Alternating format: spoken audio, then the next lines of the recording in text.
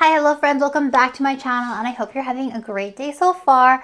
Today, I thought I would talk about 5 things I wish I knew before losing weight. I'm feeling more secured in my weight loss journey now to be sharing some stories and facts that I had during my own weight loss journey. And I hope that this will help a lot of people who are looking to start their health and wellness journey, looking to get more fit or looking to lose weight, and that you can implement these easy things and, not make the same mistakes that I did. If you like this video, please let me know in the comments below. I'm happy to dive into anything I say even deeper if you'd like. I'm happy to make videos based on my comments, and subscribe and you'll see more videos like this in the future because I have so much more to share on my health and wellness journey so far. I'll start by saying a little bit of a backstory. So in 2022, I weighed the heaviest I have been. I am 5'4.5" according to my doctor, but I like to say 5'5".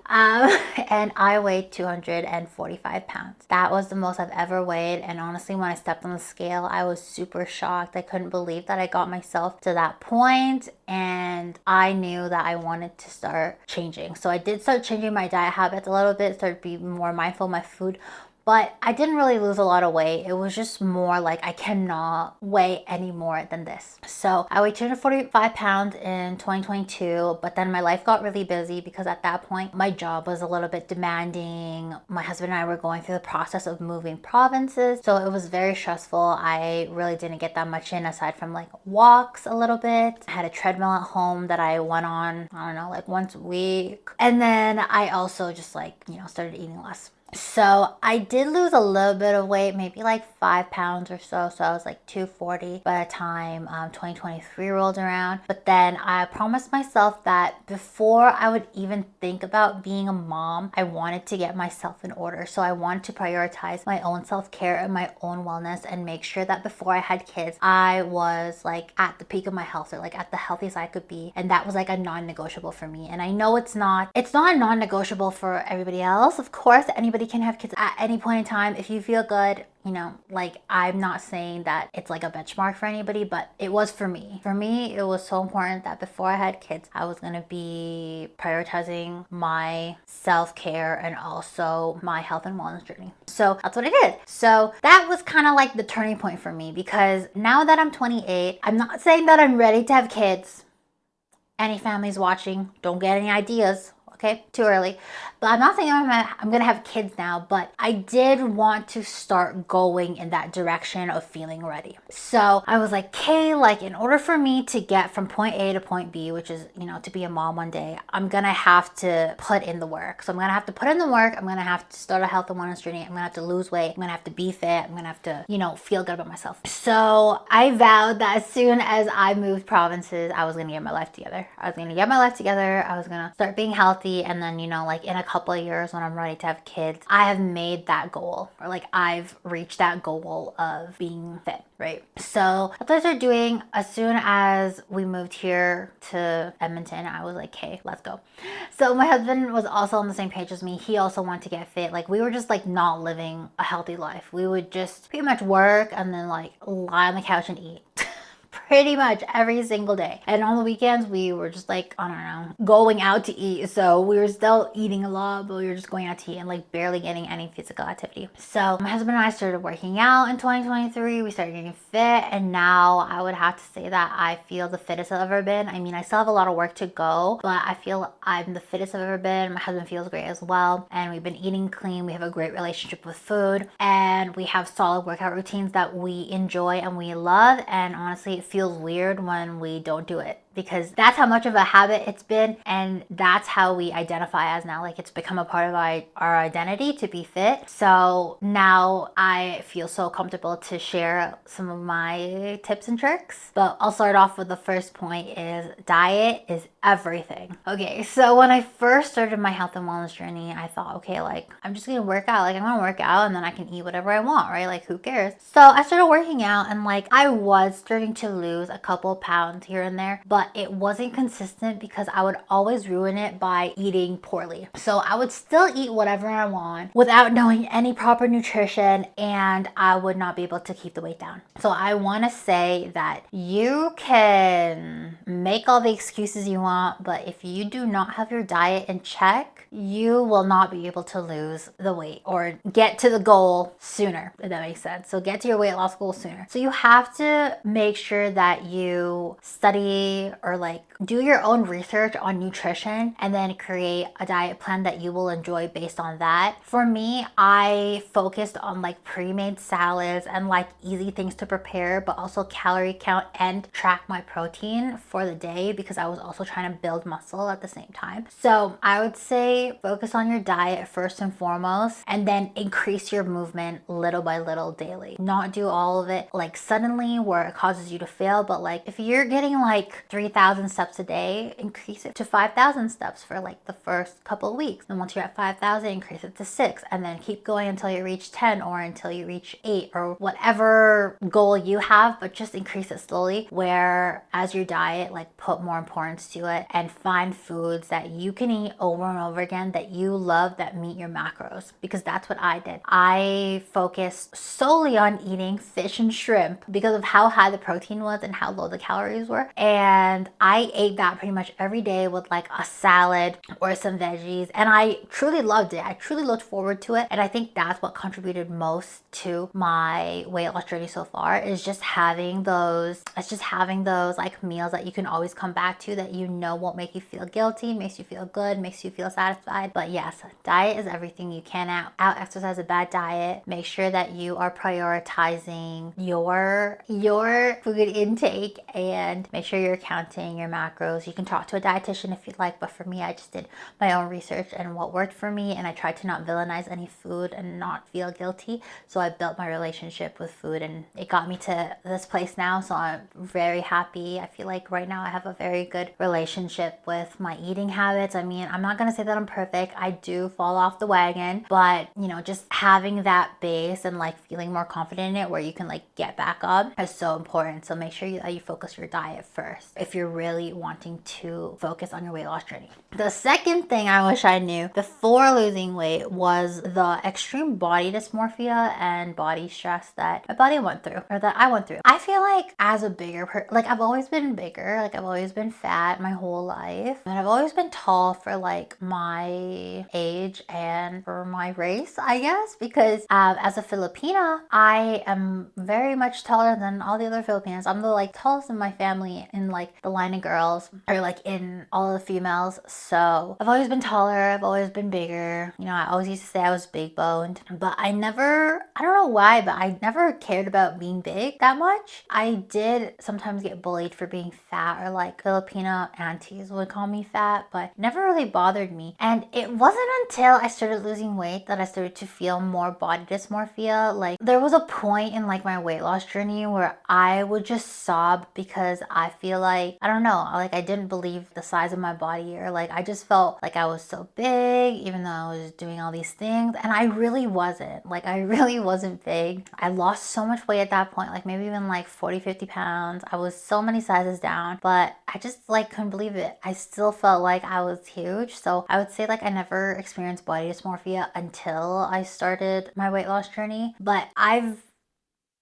well, there are some days where it is harder, but I feel like I've overcome it. It feels great when you're able to try clothes on, I have to say. So like if you're able to like go shopping and like, well, you don't even need to shop, but like try on smaller clothes, like it really makes you believe. There are some times where like I'll order things online and they're all bigger sizes, and my husband's like, why did you order such big sizes? And I'm like, no, that's really my size. But then I would try it on and it would like fall off me. So I would say trying clothes on really helps, but know that like whenever you're on a diet or like you're eating less, your body is going through stress. So just having that in mind, because for me, like I never had that in mind, but your body will be stressed and you will go through body dysmorphia, but you're doing a great job. You know, buy clothes that fit you, try them on in the store, and feel good about like being in your own skin. Like you will experience it, but it is what it is. At the end of the day, it's hard going from one size to another, especially like if you've been big big your whole life like I have. But yeah, trying on clothes has really helped me a lot. Point 3 is that you'll be hungry, but you have to be okay with being hungry. And I know that sounds crazy, and honestly, please don't take this the wrong way, or like don't twist my words. But when I was, 200 plus pounds, I often ate until I was bloated. So you know how I was talking about the good relationship with food that you need to have? I didn't have that at all. I would always eat until I was so bloated that I basically could not like move anymore. Like I felt like all my food would be in my throat, and I would eat until I'm so full that like I'd be in a food coma and just take a nap. And like obviously when you're not moving your body, all your food just sits there, your blood sugar spikes, it creates more fat. So or like the fat, the fat gets stored. Why is it? Yeah, creates more fat and the fat gets stored. But having a good relationship with food is also realizing that like just eat enough. Like eat until you're like 80% full. Like you don't have to be 100% full every day. Portion size, I know, is out of control. Like if you go to like any fast food restaurant or like you eat out, like they give you huge sizes and you think that you need to finish that, but you don't have to. Like work on that relationship with food, that in the beginning you'll feel hungry, but like that's okay because you've just keep telling yourself that you've eaten enough.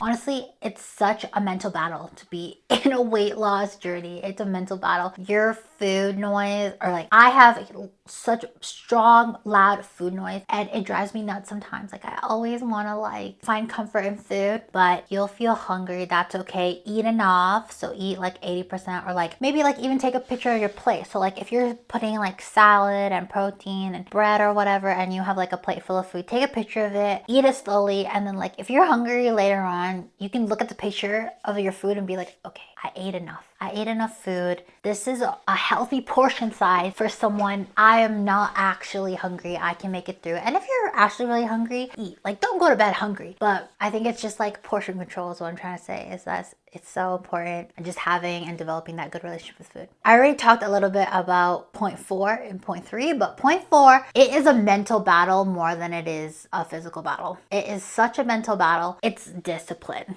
I know it's repetitive. People always say discipline, discipline, discipline, but it really is discipline. I've had to basically pull myself away from the kitchen whenever I have food noise and I know that I've eaten enough, or whenever I just don't want to move my body for the day. I want to skip my workout. So it really is a mental battle, and I promise you'll get through it. But I think that having hobbies is so important. I always keep myself busy so that like I'm not constantly thinking about food. Once I'm done eating, I take myself away from the kitchen so that I'm not tempted to eat more, or like whatever is around me. Especially in like the first couple of months, you're constantly in a mental battle and it's gonna be exhausting, but I promise you'll get through it. It'll be worth it. It's a habit you build. Habits take time. Like I said, if you make it a part of your identity, it'll feel weird not practicing that, or like not dealing with that. Like once you start eating really healthy, it makes you feel not yourself when you're stuffing your face with junk food, or it just like makes you feel bad. So just know that it is a mental battle and you're strong. I have faith in you. You're strong. You'll get through it. I guess the last point is number 5. Once you have developed the habits, you'll be addicted to the new you, and you'll be motivated to maintain it or continue with your identity. So what I mean by that is when you start your health and wellness journey, it can be so hard because it feels like the light at the end of the tunnel is so far. But then once you have a solid routine going on, you fall in love with the routine, you're eating what you like, you're moving your body, having great sleep, you'll be motivated to continue to maintain that feeling. It's like the dopamine hits you get from working out and like feeling good, you'll want to keep maintaining it. So just continue on with what you're doing and know that in a couple of months, it'll be so a part of you that it'll just feel weird not being healthy, or not like maintaining it, or like letting yourself down and, falling back to unhealthy habits. So I think for me, like I was saying, like the light was so far at the end of the tunnel that like sometimes I would get discouraged, but I kept pushing myself, and I didn't realize how much I would love being on a wellness journey. Like I didn't realize how much I would love the feeling of eating clean and working out and getting daily movement in until now. Now I feel so great. I feel like I have a great relationship with movement. I'm able to motivate myself now, and I'm able to discipline myself to work out. Before, oh my gosh, it would take so much energy for me to push myself to work out, but now I like love doing it. Like I fit it into my routines. Like on the weekends, any other weekend plans I have revolves around me going to the gym and me eating good food and making time to eat clean or like meal prep or like grocery shop. Like all of that is priority and everything else is secondary, if that makes sense. And like I feel so much younger. I feel like I look a little bit younger. I feel great waking up, feel great going to bed. So definitely recommend that. But yeah, I hope you guys enjoyed this yappy video. I have so much more things to share as time progresses, but I'm still on a weight loss journey. I'm currently 183 pounds and I'd love to get to 150 pounds, but it's definitely not like a set benchmark because I also want to see and feel how my body is like. I definitely want to build more muscle, so if I'm over 150 pounds, it's not a big deal, but I definitely want to be more fit. I want to be able to run outside for a couple of kilometers without stopping. So I definitely have a lot of wellness goals to make, but I'm so happy with my journey so far. And like, I'm so happy that I pushed myself to be at the place that I am now. And I will continue to make this a part of my identity forever. I love it. I'm in love with it. And I hope that you guys also push yourself and fall in love with your wellness journey as well. If you like this video, please let me know in the comments below. And also any topics you want me to talk about in terms of wellness. Subscribe to the channel if you haven't yet. I release new videos every week. And that's about it for today. I hope you guys enjoyed this video. I hope you guys have a great week. And I'll see you in the next video. Bye!